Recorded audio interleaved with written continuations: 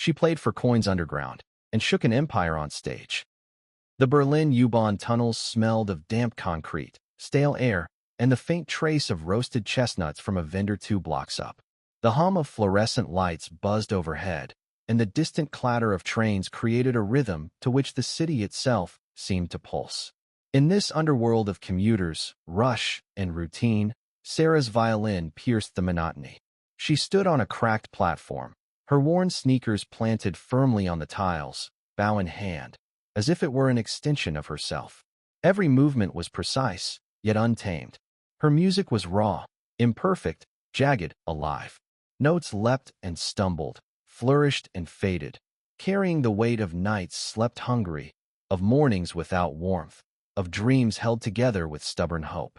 Passers-by dropped coins into her battered case, more out of politeness than awe, but a few paused, entranced despite themselves. Sarah didn't notice them. She never had.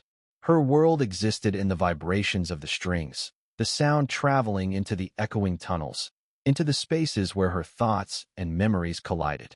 Every bow stroke was an argument with life, a defiance of the circumstances that had forced her into the underground. Above the platform, the soft click of polished shoes against metal grated over the rhythm of the city. Julian von Hallstatt paused, leaning over the railing to listen. A man shaped by marble halls, private concerts, and endless expectations, he had grown numb to music performed perfectly, polished, but lifeless. This violin, this wild, chaotic sound, cut through him like a blade, awakening a part of him he thought long buried under the weight of his family's legacy. The contrast was immediate. Sarah's music was untamed life. Julian's world had been meticulous death in slow motion. He watched her as she poured herself into every note, as her fingers danced across the strings, rough and calloused. He noticed the tension in her shoulders, the faint tremor in her left hand as she pushed through fatigue, the way her eyes narrowed in concentration, alive with the fire of someone who had no choice but to fight for every breath of recognition. She finished with a sharp, uneven chord that echoed into the tunnels. Coins clattered into her open case. She exhaled, lifting her hair from her face, sweat mingling with the dust that clung stubbornly to her skin. It wasn't applause she craved. It was acknowledgement, the knowledge that someone, anyone, had heard her, truly heard her. Julian descended the stairs with a measured pace, aware of each echo he created. He didn't step into her space aggressively, but his presence demanded attention. Sarah noticed him then, a stranger in a tailored coat, his hair impeccable, his eyes, so sharp, so focused, fixed on her. "You play differently than anyone I've ever heard," he said, voice carrying but not loud, cutting through the tunnel's ambient hum. Sarah's hands froze. Who are you?" Her voice betrayed a mix of suspicion and curiosity. "Julian von Hallstatt," he replied smoothly. The name was heavy with history, prestige, and expectation. "And I think you're wasting your gift down here." She laughed, bitter and sharp, the sound echoing off concrete walls. "Gift? Maybe. Or maybe it's just enough to get me through another day without starving." He took a slow step closer, hands in pockets, observing. "Perhaps. Or perhaps it could be more. You have a voice people need to hear." Sarah narrowed her eyes. "You don't know me." "No," he admitted. "And yet, I hear truth in your music. A truth I've been searching for my entire life." The train rumbled through the tunnel, the sound shaking the platform and reverberating in her chest. Sarah instinctively hugged her violin case, wary. The offer, unspoken yet unmistakable, hovered in the air, seductive and dangerous. A chance to leave the underground, to step into a world she had only glimpsed through glass windows and the faint echoes of concerts she could never afford. "You're a risk," she said finally, voice low, defensive.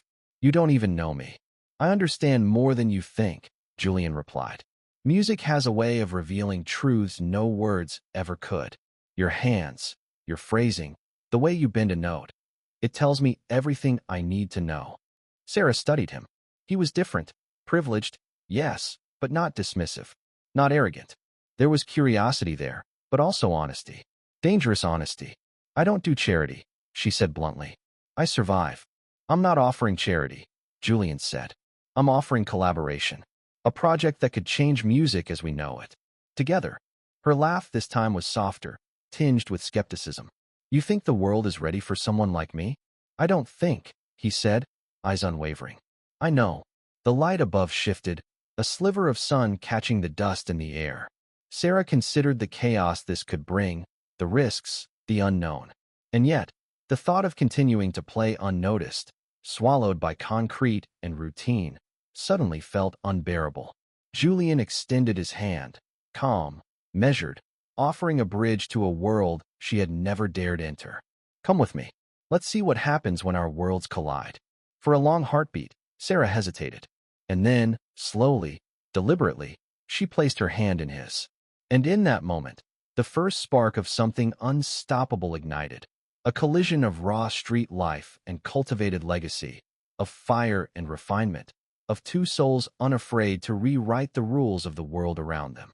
The train departed, leaving the echo of possibility lingering in its wake. Neither spoke, yet both understood. Nothing would ever be the same. The mansion sat atop a quiet hill on the outskirts of Berlin, its gray stone facade softened by the pale light of late afternoon. Inside, the air smelled of polished wood and old paper, the faint residue of decades of music rehearsals and whispered critiques. Julian led Sarah through the grand hallway, her violin case swinging at her side, every step echoing against the marble floors. This is where we'll work, he said finally, opening a set of double doors to reveal a spacious music room. Floor-to-ceiling windows let the fading sunlight spill across a room lined with books, sheet music, and instruments of all shapes and sizes. A grand piano dominated the center, its lid polished to a mirror sheen. Against the far wall, shelves cradled violins, cellos, and other strings, each instrument meticulously maintained. Sarah hesitated, overwhelmed by the contrast to the damp, dim tunnels of the subway. This is incredible, she whispered, almost to herself. Julian smiled faintly, stepping aside. It's ours for now. No distractions, no obligations. Just music. And truth. Truth. The word struck her harder than she expected. In the underground, truth had always been messy, raw, unavoidable. Here, everything felt curated, controlled, precise. And yet, he claimed it was the same. Truth through music, stripped of pretense. She unpacked her violin, fingers lingering over the worn wood as if drawing courage from its imperfections. Julian settled at the grand piano, fingers resting lightly on the keys, posture taut with unspoken tension. The air between them was heavy, not uncomfortable, but charged, expectant. Play, he said simply. Sarah hesitated, not out of fear, but instinct. The subway had taught her that every note carried consequence. Every misstep could mean judgment or dismissal. Here, in this vast, sunlit room, the stakes were different. They were personal, profound. She drew the bow across the strings. The sound was tentative at first, cautious, echoing against the high ceilings. Julian listened, eyes closed, absorbing the uneven rhythm, the glimmer of improvisation hidden within the measured phrasing. Slowly, she let herself go, her body swaying, her eyes closing, letting the music spill forth raw, unpolished, yet undeniable. Julian's fingers moved in response, light at first, tentative chords intertwining with her melody. He followed, then led, then followed again. The room transformed. The polished walls faded. The sunbeams became a stage. The instruments themselves seemed to breathe in tandem with them. Minutes stretched into hours. The boundaries between teacher and student, benefactor and street musician began to blur. Sarah noticed subtle shifts in Julian, the tension in his jaw relaxing, his posture loosening, his eyes no longer fixed on perfection but on feeling. You're different, he admitted finally, pausing, hands hovering over the keys. Your music, it's alive. Unpredictable. It scares me. She opened her eyes, meeting his gaze. Scares you? Yes, he said, a small laugh escaping. I've spent my whole life chasing precision, control, approval. You remind me why I started playing in the first place. The words were heavy, but honest. Sarah felt a strange warmth in her chest, not from flattery, but recognition. Here, he was not Julian von Hallstatt, the prodigy, the heir, the celebrity. He was just another musician, learning, unlearning, vulnerable. They played again, letting the music dictate their movements, their emotions, their unspoken conversation. Each note became a word, each crescendo a declaration, each silence a shared breath. By the time the sun had fully set, the room was dim, bathed in the soft glow of wall sconces. They were exhausted, yet exhilarated, strangers from opposite worlds, now bound by something both fragile and unbreakable. Julian leaned back on the piano bench, watching her carefully. "You can play anywhere," he said. "But here, we can make something more." Sarah nodded, brushing a strand of hair from her face. "And if I fail?" "You won't," he said, though his voice carried the weight of doubt he rarely admitted aloud. "Not here. Not with me." For the first time in weeks, maybe months, Sarah allowed herself to hope. Not for fame, not for fortune, but for a chance to create, to be seen, to matter. And she realized Julian needed this as much as she did. Later, as they packed up their instruments, the distance between them had diminished imperceptibly. A glance lingered longer. A shared smile held a fraction more meaning. It was the beginning, not just of a collaboration, but of a fragile, intricate connection neither fully understood yet. Outside, the Berlin streets buzzed with life. Subway musicians played on, unaware of the small revolution happening on a hilltop above.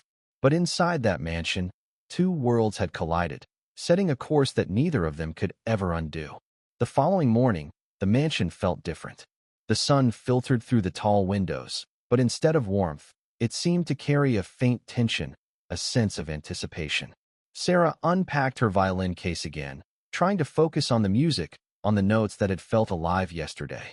But there was a presence she hadn't anticipated, one that cast a shadow longer than any melody could chase away. Julian had warned her in passing about his mother, Beatrice von Hallstatt, a woman whose reputation in the music world preceded her even before her son's fame. She was as sharp as a razor, precise, always observing, always calculating. And now, she had decided that Sarah was a threat. The knock on the door was polite, deliberate, but it carried an authority that made Sarah's stomach tighten. "Come in," Julian called. Beatrice stepped inside, impeccably dressed, every detail of her appearance a statement of power. Her eyes swept the room, taking in the instruments, the polished floors, the open sheet music, and finally, Sarah herself. She smiled, small, controlled, almost imperceptible. "You must be Sarah," she said, her voice smooth, cultured, but layered with intent. "I've heard much about you." Sarah forced herself to remain composed. "All good, I hope." Beatrice's eyes narrowed slightly. "Let's just say I'm intrigued. Julian tells me you have potential. Raw, unrefined, but undeniable." She paused, letting the weight of her gaze settle. "Of course, raw potential can be dangerous." Sarah shifted uncomfortably, but kept her tone even. "I'm aware of the risks." Beatrice smiled again, the corners of her mouth sharp, predatory. "Risk, opportunity. The two are often intertwined, don't you think?" She reached into her bag and produced a small box, opening it to reveal a delicate bracelet studded with tiny diamonds. "A gift. Consider it a gesture of goodwill, a reminder of the finer things in life." Sarah looked at it, conflicted. She had survived on scraps, on coins tossed by indifferent strangers, and now she was being offered this symbol of a world she didn't belong to. She didn't take it immediately. "I appreciate the thought," she said finally, "but I'm not here for gifts." Beatrice's smile didn't falter. In fact, it sharpened. "Of course not. You're here for music. And for Julian. That much is clear." The words were subtle, almost casual, but the implication was deliberate. Beatrice was planting a seed, testing Sarah's reactions, probing for weaknesses. She continued, circling slowly around the room, eyes lingering on Sarah's hands. "You see, my son is particular. He has expectations, traditions, responsibilities that go beyond mere talent. He must create something that honors our family legacy, something the world will remember for centuries. I cannot allow distractions, uncontrolled, unpredictable elements like you, to interfere." Sarah bristled inwardly. She was used to being underestimated, dismissed, but rarely had anyone tried to manipulate her in such a refined, insidious way. "I work well under pressure," she said coolly, hiding the flare of irritation rising in her chest. Distractions don't bother me. Beatrice paused, her smile returning, now tinged with amusement. Oh, I'm sure you believe that. But power, true power, requires influence. You have talent, yes, but are you aware of the world you're stepping into? The expectations, the scrutiny? It's not just music. It's control, strategy, and perception. Sarah's eyes narrowed. I play music. That's enough. Is it? Beatrice's voice dropped slightly, taking on an almost conspiratorial tone. Consider this, a carefully curated lifestyle, access to the finest instruments, the best teachers, patrons who will promote you. Or you could remain in the streets, unknown, unprotected, vulnerable. She extended the diamond bracelet again, letting it glint in the sunlight. It's a choice, your world or ours. The weight of the gesture pressed on Sarah, but she refused to be intimidated. She shook her head lightly. I make my own choices. Beatrice's eyes flicked to Julian, who stood quietly beside the piano, watching the exchange. Ah, yes. Loyalty, she said softly. Such a fragile thing at your age, Julian. I only wish for your focus to remain on what truly matters. Julian's jaw tightened. He had expected this encounter, but it was still uncomfortable to witness his mother's manipulation firsthand. Sarah, on the other hand, remained a fortress of calm, exteriorly. Inside, her mind raced, analyzing the intentions, the leverage, the subtle pressure. She was no stranger to power plays, even if this was at a higher level than anything she had faced before. Beatrice finally stepped back, assessing the room as though satisfied she had made her point. I'll leave you to your rehearsal. Remember, Sarah, the world is far more complex than your subway melodies. Charm and talent can only take you so far. And Julian, her gaze lingered on her son, sharp and unwavering. Do not forget where you come from. With that, she left, leaving an echo of her perfume and her authority behind. The tension lingered like a held breath, pressing into the corners of the mansion. Sarah exhaled slowly, gripping her violin. Well, she said softly, that was intense. Julian turned to her, a mixture of admiration and exasperation in his eyes. She'll test you. She tests everyone who matters to me. I can handle tests, Sarah replied, adjusting her violin strap. What I can't handle is her thinking she scares me. Julian smiled faintly, a rare softness breaking through his usual composure. Good. You'll need that. As they began their next session, a subtle war had already begun, not in the notes they played, but in the tension between influence and independence, control and freedom. Sarah realized then that this collaboration would not only challenge her music, but also her resilience, her self-possession, and, perhaps, her heart. In the quiet of the mansion, two forces met. One wielded power and expectation. The other, raw talent and unshakable determination. And between them, the music began to take on a life neither of them fully understood yet.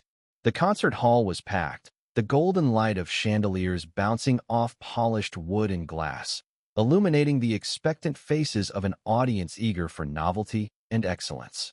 Journalists whispered, cameras flashed intermittently, and the air smelled faintly of perfume, wax polish, and anticipation. For Sarah, it was a world apart from the subway tunnels she had once called home. Every step on the velvet-lined stage was foreign, yet exhilarating. Julian stood beside her at the grand piano, the room echoing with his poised, confident presence. He gave her a small nod, an unspoken assurance that they were in this together. Sarah took a deep breath, adjusting the violin under her chin, and let the bow glide across the strings. The first notes were delicate, almost hesitant, yet they carried the grit and life of the streets. The contrast against Julian's precise, measured piano chords created an electric tension, an interplay of raw instinct and cultivated mastery. From the first measure, the audience was captivated. The music was not perfect, it was alive. It was messy and beautiful, a story unfolding in every note, every pause, every inflection. Whispers of astonishment rippled through the hall. Critics leaned forward, pens poised above notebooks. Cameras clicked steadily, capturing this unlikely duo for headlines the next day. Backstage, Beatrice observed from a discreet balcony. Her expression was unreadable, a mask of cultivated calm, but her eyes betrayed calculation. She had predicted some degree of success, but not this, a tidal wave of acclaim, a narrative the press couldn't ignore. The public adored them. Julian and Sarah were not just performers. They were a phenomenon, a pairing that felt almost fated. When the final note lingered, suspended in the hushed silence of the hall, a beat passed before applause erupted. Thunderous, overwhelming, filling the room with energy. Sarah's fingers trembled slightly as she lowered the bow. Julian's hand found hers in a brief, grounding touch, and she allowed herself the faintest smile. The thrill of being recognized, truly recognized, was intoxicating. But the triumph was not without its shadow. Back in her private office later, Beatrice convened a small team of private investigators. "She's talented," Beatrice said quietly, her voice tight with controlled irritation. "But talent is dangerous when coupled with naivety. I need everything on her: background, affiliations, legal status. Find any weakness, anything that can remind her of her place." The investigators nodded, familiar with her exacting standards. One of them produced a preliminary report. Sarah's presence in the country was technically precarious. A clerical error in her visa documentation could be leveraged if necessary. Beatrice's lips curved into a small, knowing smile. "Good," she murmured. "Prepare the files. Soon, we will see how she handles pressure she cannot play her way out of." Meanwhile, Julian and Sarah returned to the mansion that evening, the echoes of the audience still humming in their minds. Julian broke the silence first. "She's already plotting," he said softly, almost reluctantly. "My mother. She doesn't take challenges lightly." Sarah raised an eyebrow. "She always had a flair for dramatics, didn't she? But I don't scare that easily." Julian gave her a pointed look, a mixture of admiration and concern. "This is different. It's not music, it's influence, manipulation. She'll try to control you, to test your limits, and she won't stop until she finds a crack." Sarah considered his words, gripping her violin case tighter. The streets had taught her resilience. The subway, the cold winters, the judgmental eyes of strangers, these had honed her instincts, her ability to survive. But this was new. This was subtle, intricate, insidious. The threat wasn't in a raised hand or a shouted insult. It was in quiet words, in glances, in the weight of a name, a family, a legacy. Yet, as she looked at Julian, standing there in the warm glow of the music room, she realized something vital. She was not alone. His faith in her, his recognition of her talent, provided a shield she hadn't had in years. They had something that couldn't be measured in coins or accolades: connection, trust, and the shared conviction that together, they could weather whatever storm Beatrice sent their way. The next morning, news of their performance dominated the headlines. Social media buzzed with clips of the concert, praising Sarah's unique style and Julian's mastery. Comments ranged from awe to envy, and among the whispers, Beatrice's voice remained in the background, calculating, patient, lethal. She would not underestimate Sarah again. And Sarah, for her part, felt a thrill she had never known. Not from the applause, not from the recognition, but from the knowledge that she had earned this, on her own terms, through sheer talent and grit. The game had changed, and she was ready. But the first warning signs were clear. The stakes had risen. Her music could inspire the world, yes, but it could also make her a target. And in the quiet moments between notes, Sarah and Julian understood that this was no longer just about music. This was about survival, strategy, and the delicate balance between brilliance and vulnerability. The mansion felt smaller now. The echo of applause from the previous nights still lingered, but it was overshadowed by a creeping tension that neither Julian nor Sarah could ignore. Beatrice's presence was intangible yet oppressive, her influence spreading like a shadow through every corner of the estate. Even Julian, usually confident and unflappable, felt the subtle weight of his mother's gaze, her expectations pressing down on him with unrelenting precision. Sarah had begun to notice the changes immediately. Invitations were subtly rescinded, her schedule became punctuated with last-minute tasks she couldn't ignore, and phone calls were occasionally intercepted, sometimes delayed, sometimes mysteriously misplaced. At first, she chalked it up to the chaos of working in a high-profile environment. But when letters from her landlord and a minor banking issue mysteriously appeared in her inbox with warnings about her visa, she realized this was no accident. Beatrice's manipulations were sophisticated, almost invisible. During rehearsals, she would comment on Sarah's bowing technique, her phrasing, or her timing, always with the veneer of helpfulness, but carefully designed to instill doubt. You know, Julian has been trained in a different tradition, she would say softly.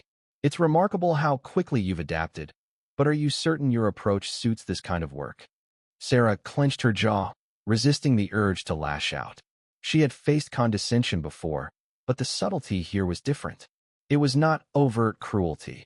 It was an intricate puzzle, one designed to destabilize her confidence while keeping her unsure if she was imagining the manipulation. Julian noticed. He had been raised in this environment and understood the game. Yet seeing Sarah, a woman accustomed to surviving on instinct and resilience, being subtly undermined stirred something protective in him. She's not just talking, Sarah. She's already moving. I saw her lawyers in the hallway today. I don't want your perception. I want your strategy. If she hits, where's our countermove? Sarah gave a faint, bitter smile. I can handle her. I've handled worse. Julian studied her carefully, not entirely convinced. This isn't the streets. This is strategy, manipulation, and leverage. She will find ways to make you question your worth, your motives, even your loyalty to me. Sarah's eyes flashed. Then I'll show her I'm not so easy to manipulate.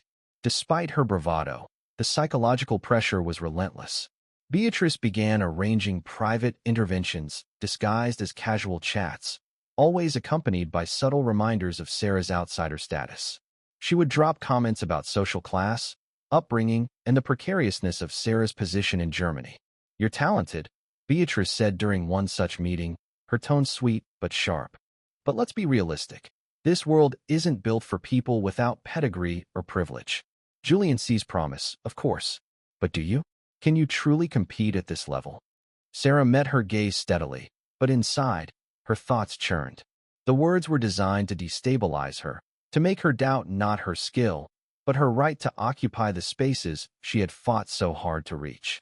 After Beatrice left, Sarah turned to Julian, pacing the music room in frustration.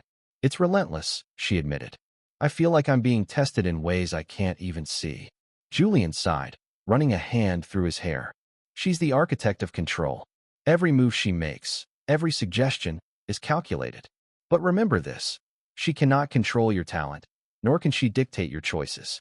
That power, that's yours alone. Sarah nodded, though her heart still raced. She had survived the subway, the cold nights, and the scrutiny of strangers, but this was a different battlefield, psychological, subtle, intimate. Every compliment from Beatrice carried a hint of threat, every gift a potential trap. That night, Sarah lay awake, violin beside her bed, replaying the day's events. She realized that Beatrice's manipulation was not just about her. It was about Julian. By destabilizing Sarah, she aimed to shake his confidence, his focus, and ultimately, the bond forming between them. Yet in that realization, Sarah found clarity. She would not be a pawn. She would not be intimidated. She would navigate this subtle war with the same precision and courage she brought to every note she played. And in the quiet of the mansion, while the city outside pulsed with life unaware of the invisible battle unfolding, Sarah made a decision. She would survive Beatrice's games. But she would do more than survive. She would turn the pressure into strength and the manipulation into opportunity. Julian, sensing her resolve, allowed himself a brief, rare smile. Good, he said softly, because you're going to need that strength. And I'll be right beside you, every step of the way. The music room fell silent, but the tension lingered, like a low hum beneath the surface of their lives. The game had escalated, and neither of them would ever play the same way again. The morning sun barely touched the mansion's gardens, casting a pale, cold light over the manicured hedges. Inside, the atmosphere was even colder. Sarah sat at the small breakfast table, violin case leaning against her chair, while Julian shuffled papers in the study nearby, pretending to focus but unable to ignore the tension radiating from the room. A soft, deliberate knock echoed through the hallway. Julian glanced at the door, then at Sarah. It's her, he murmured, almost reluctantly. Beatrice entered with her usual grace, a perfectly tailored suit that radiated authority and intent. Her eyes locked on Sarah, sharp and deliberate, assessing every movement, every blink, every hint of hesitation. Good morning, she said, her voice smooth as polished marble. I hope you slept well. Sarah forced herself to remain calm. Better than on a subway grate, if that's what you're asking. Let's skip the small talk, Beatrice. You didn't come here to check on my sleep schedule. Beatrice's lips curved into a faint, controlled smile. I'll get straight to the point. She set her handbag down and retrieved a thick envelope, sliding it across the table towards Sarah. The seal glinted in the morning light. Inside, you will find a contract. Carefully drafted. One option, work under my guidance in Asia for the next several years. A promising opportunity, provided you adhere to every term. Refusal is possible, but comes with consequences. Sarah's eyes narrowed as she glanced at Julian, who stood rigidly at the study doorway. Consequences? She asked. Beatrice leaned in slightly, her tone soft but deadly precise. Your legal status in Germany is irregular. A minor administrative error, yes, but one that can be leveraged if necessary. Should you decline my offer, those documents will be submitted to the authorities. Deportation. Permanent ban. Your career here, as it stands, would be over before it truly begins. The weight of the ultimatum pressed into Sarah's chest. She gripped her violin tightly, drawing strength from the familiar curves of the instrument, the strings she had coaxed to life countless times in dark, unforgiving places. She could have taken the contract, accepted the gilded cage, and saved herself from immediate ruin, but it would come at the cost of her autonomy, her integrity, and, in some unspoken way, her dignity. I see, Sarah said slowly, carefully measured. And what exactly do you expect me to do? Choose wisely, Beatrice replied. Her eyes flicked toward Julian, as if measuring the effect of her words on him as well. Consider this an opportunity for growth, or a lesson in consequence. She withdrew gracefully, leaving the envelope and an echo of menace behind. The silence after she left was suffocating. Julian stepped closer, his usual calm veneer cracking. Sarah, this is, he trailed off, unable to finish the thought, frustration and helplessness mingling in his gaze. I know, Sarah said quietly, placing the envelope back on the table. She opened it just enough to glimpse the contract. Every clause meticulously written to bind her.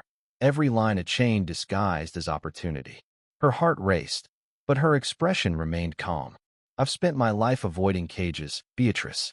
You think a few sheets of paper and a thread of a stamp on my passport will make me roll over? I'm not thinking about what to sacrifice. I'm thinking about how to play you like you've never been played before.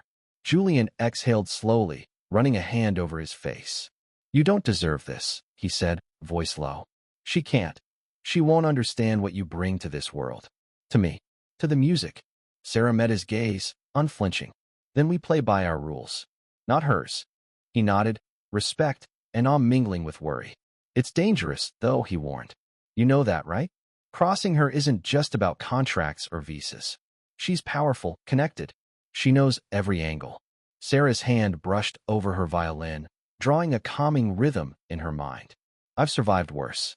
And this, she said, lifting the contract slightly, this is nothing compared to the streets, to the nights I've spent playing for coins with no one listening. I won't let fear dictate my choices. Julian's shoulders relaxed slightly, though tension remained. He knew she was right. She had the strength, the instinct, and the fire to navigate a world that often underestimated her. But that didn't make it any less dangerous. Then we fight smart, he said finally, his voice steadying. Together. She underestimates you, Sarah, and that will be her mistake. Sarah nodded, a small, determined smile playing at her lips. Good. Because I don't intend to disappear quietly. If she wants a game, she'll have one, but on my terms. In the mansion's music room, the sunlight fell through the tall windows, illuminating the two of them in a way that felt almost symbolic. Two musicians, bound by trust, facing a storm together. The golden cage had been placed before them, heavy with threat and opportunity. And Sarah knew one thing with absolute clarity. She would never be trapped. The first move had been made, and she intended to make the next one herself. The city lights of Berlin glittered through the mansion's tall windows, casting long, cold reflections across the polished floors. Sarah sat alone in the music room, violin resting against her shoulder, the bow idle in her hand. Her mind raced, a chaotic mix of fear, strategy, and heartbreak. The contract Beatrice had placed before her, the golden cage, loomed like a shadow over every thought. Julian entered quietly, sensing the storm within her. Sarah, his voice was tentative, hesitant, as if even speaking her name might shatter the fragile calm she had built around herself. She turned to him, eyes guarded, lips tight. "I have to go," she said softly, almost mechanically. Julian froze. "Go? Where?" I thought we agreed. "I'm not playing this game in this house, Julian. Here, she owns the air we breathe. I'm moving to the streets, where I'm the one who knows the rules, not her. I'm leaving so I can fight back without her holding your career like a knife to my throat. Don't look for me until you're ready to burn the bridge to your family name." The words cut through him like ice. He had expected challenges, opposition, obstacles, but not this calculated self-sacrifice. Her decision wasn't out of weakness. It was courage, brutal and uncompromising. And it left him powerless in a way that enraged and terrified him simultaneously. "You think I'm that fragile? That I'll crumble if she pulls a sponsorship? Go if you have to, but don't you dare call it protection. You're giving her exactly what she wants, a clean stage without the distraction. If you leave to win, not to hide." Sarah shook her head, her fingers tightening on the bow. "Julian, please. I can't risk you.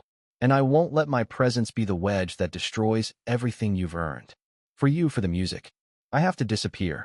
You have to believe me when I say it's not because I don't care, it's because I care too much." Tears welled in Julian's eyes, a rare fracture in his composed facade. He reached out, but she gently withdrew, a boundary imposed not by distance but by necessity. "You'll regret this," he whispered, almost to himself. "But I can't stop you." With deliberate composure masking the chaos in her chest, Sarah gathered her few belongings. The violin, a small suitcase, and the envelope containing the contract she refused to sign. She moved with purpose, though each step felt heavier than the last. Before leaving, she turned to Julian, her eyes glistening with unshed tears. "I'll survive, Julian. And one day, you'll understand why I had to do this. Please, don't let my absence destroy you." He watched her go, the echo of her footsteps fading into the marble halls, leaving him alone in the mansion that suddenly felt hollow and empty. The music room, once alive with shared melodies, now seemed cold and still, the silence pressing down like the weight of a coffin. Outside, Sarah walked briskly through the city streets, blending into the crowd, invisible yet fully present, every sense alert to potential threats. She refused to look back, refusing to allow herself the comfort of seeing Julian's reaction. Every instinct screamed at her, warning of loss, but her resolve was absolute. She would endure, she would fight, and she would preserve both their futures. That night, she found herself in a modest hostel, violin case closed but close at hand, the contract untouched. She allowed herself a single, silent vow. She would reclaim her autonomy, her music, and one day, she would return, not as a pawn, but as a force no one could ignore. In the mansion, Julian sat at the grand piano long into the night, replaying their sessions, their laughter, their connection. Anguish and determination intermingled, forming a resolve just as fierce as Sarah's own. He understood the stakes now, not just for the music, but for love, trust, and integrity. And though she had left, he knew one thing with absolute certainty. He would not let Beatrice win. The golden cage had been placed before them, and Sarah had stepped away. But the game was far from over. The mansion was silent, unnervingly so, as Julian moved through the music room. The echoes of Sarah's absence lingered, a haunting reminder of the choice she had made for both of their sakes. Her violin case remained by the window, closed and untouched, as if waiting for her return, a symbol of her silent strength and quiet defiance. Julian's fingers traced the keys of the grand piano absent-mindedly, each note a question without an answer. He had refused to touch the contract Beatrice had left for Sarah, but curiosity and desperation gnawed at him. If there was any way to understand her actions, to see why she had walked away, he needed answers. He turned back to his study, rifling through papers, emails, and audio files, searching for anything that might explain the sudden fracture in their collaboration. Hours passed, and Julian's frustration grew. Then, tucked away behind a stack of legal documents, he found it. A draft of the contract addressed to Sarah, carefully annotated with Beatrice's instructions. Lines highlighted in red, clauses specifying her compliance, or the consequences of defiance. He scanned further, his eyes widening as he discovered an accompanying audio file, a recording of Beatrice in discussion with her lawyers. Her voice was calm, measured, confident. She cannot remain in Berlin under these circumstances. If she refuses the terms, we proceed with the visa enforcement. Julian's career must not be compromised by a reckless outsider. She will comply or be removed. Julian leaned back, the weight of realization pressing down on him. The choice Sarah had made was not an act of betrayal or indifference. It was courage, a calculated decision to protect him from his mother's reach, even at the cost of her own safety and career. He ran his hands through his hair, pacing the room. All this time, she wasn't leaving because she didn't care. She was leaving because she did. The revelation hit him like a thunderclap, each word resonating with both guilt and admiration. Julian sat at the piano, letting his fingers hover above the keys. He replayed the moments of their sessions, the laughter, the music, the subtle exchanges that had become their own language.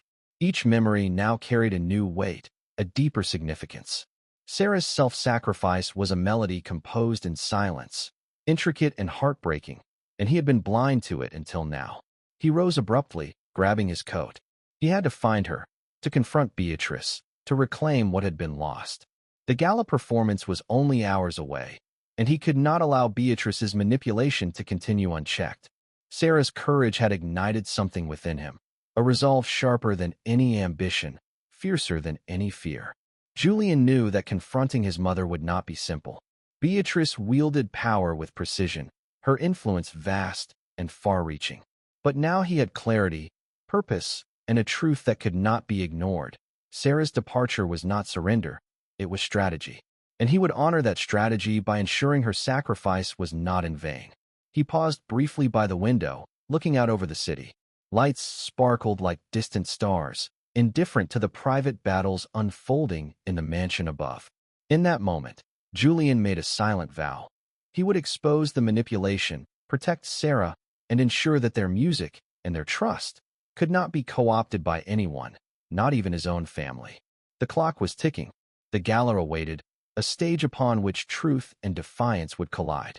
Julian felt a surge of determination unlike anything he had experienced in his polished, controlled life. Sarah had risked everything for him. Now it was his turn to fight, not just with talent, but with conviction, cunning, and heart. And somewhere out there, Sarah would be waiting, unaware that the battle had already begun on her behalf. He didn't have much time. Julian pulled out his phone and sent a single message to the burner number Sarah had used when they first met. Stage door. 8 p.m. Bring the old wood. I've found the leverage to break the cage. He didn't wait for a reply. He knew that for Sarah, the chance to fight back on her own terms was the only invitation she needed. The grand hall shimmered under crystal chandeliers, the air thick with anticipation and the faint scent of expensive perfume. The city's elite had gathered for the annual Hallstatt Foundation Gala, expecting a polished performance from Julian, the prodigious scion of the family legacy. Cameras clicked incessantly, recording the proceedings for live broadcasts and social media, every movement and gesture scrutinized by critics and patrons alike. Julian stepped onto the stage, the polished wood cool beneath his dress shoes.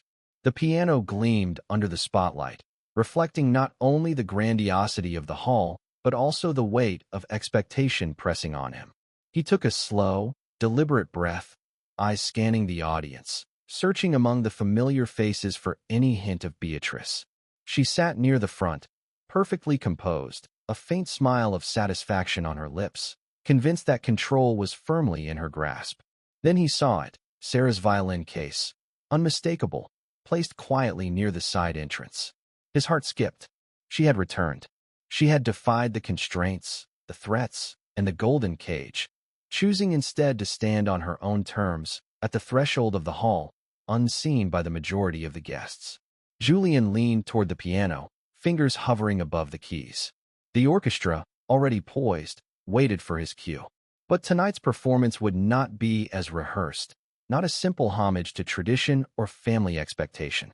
Tonight, it would be a declaration, a rebellion expressed through music itself. He began, not with the opening notes of the expected piece, but with a quiet, deliberate prelude.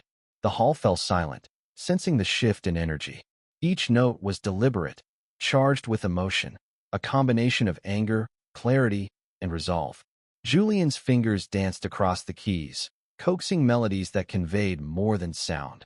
They spoke of betrayal, courage, and the invisible chains he had felt pressing on him for years. Sarah emerged from the shadows, lifting her violin with steady hands. It wasn't the pristine, multi-million-dollar Stradivarius Beatrice had tried to bribe her with. It was her old, battered violin, the one with the scratched varnish and the soul of the Berlin streets. In this temple of polished perfection, the sight of the worn wood was a silent scream of defiance. Her bow cut through the air, weaving her raw, untamed melodies into Julian's precise, measured harmonies. The audience, expecting classical perfection, instead experienced a collision of worlds: elegance and grit, structure and chaos, privilege and survival. The music told the story they couldn't yet articulate in words. Beatrice's smile faltered. She leaned forward slightly, trying to mask her unease, but the subtle tremor in her posture betrayed her. This was no longer the performance she could control. It was a statement of autonomy, a bold reclamation of power from the very people she sought to manipulate. Julian's voice carried over the strings in the only way he could express it, through a careful announcement, calm but resolute. Tonight is the last time the Hallstatt name is associated with this foundation. I have evidence of illegal manipulation of immigration documents and systemic blackmail carried out by its leadership. The files have been sent to the press and the authorities 10 minutes ago. We're not just playing music tonight. We're playing the funeral march of a legacy built on skeletons. The hall erupted, not with applause, but with stunned murmurs, whispers rippling like a current through the audience. Cameras zoomed in, recording every expression: awe, shock, confusion, admiration. Beatrice sat frozen, her aura of invincibility fractured by the audacity of her son and the undeniable talent of Sarah. Sarah's melodies rose, strong and untamed, blending seamlessly with Julian's piano, filling the hall with a new language, one of liberation and defiance. Their music became a weapon and a shield, exposing Beatrice's manipulations without a single word. Yet in the unspoken notes, the truth resonated louder than any accusation could. They had reclaimed control, together, on their own terms. By the final chord, silence gripped the hall for a fleeting heartbeat. Then, applause erupted, raw, unfiltered, heartfelt. Some clapped in awe of the audacity, others in admiration for the music itself. Cameras captured the exchange of glances between Julian and Sarah, each filled with unspoken understanding, gratitude, and the acknowledgement of the sacrifice and courage it had taken to reach this moment. Beatrice didn't just freeze, she calculated. She saw the journalists in the front row already checking their phones, the live stream comments exploding. She rose and walked out, not in shame, but in a tactical retreat. She knew that in the morning, the lawyers would be the only ones playing instruments. The golden cage hadn't just opened. It had shattered under the weight of a public scandal she couldn't bribe her way out of. Julian's declaration and their joint performance had undone years of control, manipulation, and expectation, exposing her strategy for all to see. Julian lowered his hands from the piano and gestured towards Sarah, allowing her to step into the spotlight. She raised her bow in acknowledgement, not just of the audience, but of the truth they had both fought to reclaim: freedom, integrity, and artistic autonomy. As the hall erupted in applause once more, Julian's eyes sought Sarah's, and in that look, a promise was made. No manipulations, no golden cages, only trust, partnership, and the courage to forge their own path. Outside the gala, the night air was cool and liberating. Julian and Sarah walked together, no longer bound by the expectations of a legacy, no longer pawns in someone else's game. The world was theirs to navigate, uncertain but unchained, the music in their hearts louder than any obstacle. The early morning platform smelled of damp concrete and the faint tang of diesel. Berlin's train station was alive with movement. Commuters rushing to catch their trains, vendors setting up stalls, and the distant hum of city life waking gradually. Yet amidst this everyday chaos, Sarah stood still, violin case by her side, waiting. She had chosen anonymity over comfort, freedom over privilege, and now the weight of her decision pressed quietly on her shoulders. She didn't have to wait long. Julian caught up with her near the platform, 2 coffees in hand and his coat unbuttoned. They had left the mansion before dawn, leaving the lawyers and the fallout behind them. He handed her a cup, his fingers brushing hers, a silent acknowledgement of the chaos they had just unleashed. A flicker of relief crossed his face, followed by a subtle, almost imperceptible smile. No words were needed. The tension of the past weeks, the golden cage, Beatrice's threats, the forced separation, was understood between them. Julian approached cautiously, respecting the space she had fought to maintain. Sarah gave a faint, wry smile. I was never famous in that house, Julian. I was a prisoner. I'd rather be a street musician in a city that's mine than a star in a cage that's hers. He reached for her hand, and this time, there was no hesitation, no fear of misstep. Their fingers intertwined naturally, like 2 notes finally harmonizing after a long, discordant stretch. You didn't have to, Julian began, but she shook her head gently. I did, Sarah interrupted. For you, for us. We can't rebuild what we had under her rules. We need to start from scratch, on our own terms. No contracts, no expectations, no golden cages. He nodded, understanding perfectly. Then we do it together. No legacy, no influence, just the music and whatever we build from there. Their steps took them away from the station, blending into the city's rhythm. They moved as equals now, neither dependent on wealth, pedigree, or protection, but united by talent, trust, and a shared vision. The city around them was indifferent, ordinary, yet it became the canvas for their new beginning. That evening, under a soft amber streetlight, they set up in a small square, an open-air stage of sorts. A few benches, scattered onlookers, and the quiet murmur of anticipation. Julian positioned the piano keyboard he had carried in pieces. Sarah unstrapped her violin. Neither had a large audience, nor did they need one. Their music needed no validation beyond their own satisfaction and mutual understanding. As they began to play, the sounds rose and intertwined in a dialogue of emotion, struggle, and triumph. Sarah's raw, unpolished melodies merged seamlessly with Julian's refined technique, creating a fusion of street and concert hall, grit and elegance. Passers-by slowed, drawn in by the uncontrived beauty of the performance.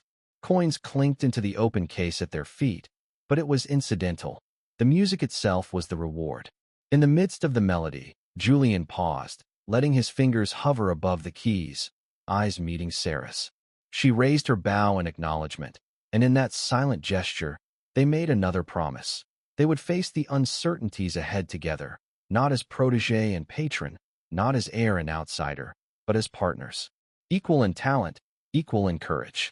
Months later, their lives remained modest yet full. No grand estates, no curated social appearances, no strings of obligation tied to inherited wealth. They navigated the complexities of visas, contracts, and performances with the same precision they brought to their music, careful, deliberate, and uncompromising in their principles. And yet, despite the challenges, there was joy, spontaneity, and authenticity. Their music became their currency, their connection the true foundation of their partnership. They thrived in public spaces and intimate corners alike, each performance a declaration of independence and shared purpose. They weren't just playing for coins anymore. Julian had launched an independent digital label, using the viral fame from the gala scandal to fund their legal battles. Every street performance was a live-streamed event, a middle finger to the old world. They weren't rich, and the court hearings were exhausting, but they owned their masters, their voices, and their future. They had traded a mansion for a small apartment with thin walls, but for the first time, the music they heard through those walls was entirely their own. The music carried on, a testament to resilience, trust, and the unbreakable bond forged not by legacy or wealth, but by courage, integrity, and the shared pursuit of art. And in that music, Julian and Sarah finally discovered what they had been seeking all along, a life lived on their own terms.